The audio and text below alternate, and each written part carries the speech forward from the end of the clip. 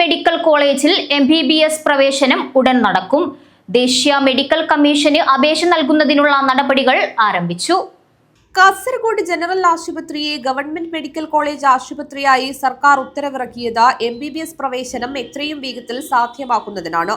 ഉത്തരവിറക്കിയ സാഹചര്യത്തിൽ ദേശീയ medical commission അപേക്ഷ നൽകുന്നതിനുള്ള നടപടികൾ ഡയറക്ടർ ഓഫ് മെഡിക്കൽ എഡ്യൂക്കേഷൻ ആരംഭിച്ചു.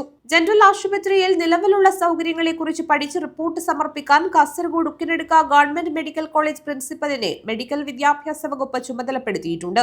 ഈ റിപ്പോർട്ട് കൂടി ലഭ്യമായ ശേഷമാണ് MBBS പ്രവേശനത്തിനുള്ള അപേക്ഷാ നടപടികൾ പൂർത്തിയാക്കുക.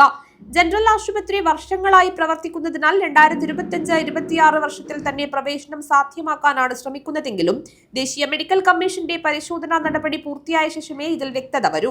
ആദ്യഘട്ടത്തിൽ 50 വിദ്യാർത്ഥികൾക്കായിരിക്കും പ്രവേശനം നൽകുക. ക്ലാസുകൾ ഉക്കിനെടുക്കയിലും പ്രാക്ടിക്കൽ സെഷനുകൾ ജനറൽ ആശുപത്രിയിലും എന്ന രീതിയിലാവും കോഴ്സ്. ഉക്കിനെടുക്ക ഗവൺമെന്റ് മെഡിക്കൽ കോളേജിലെ ആശുപത്രി കെട്ടിടം പണി മുടങ്ങിക്കിടക്കുന്ന സാഹചര്യത്തിൽ താൽക്കാലികമായാണ് ജനറൽ ആശുപത്രിയെ മെഡിക്കൽ കോളേജ് ആശുപത്രിയായി പ്രഖ്യാപിച്ചിരിക്കുന്നത്.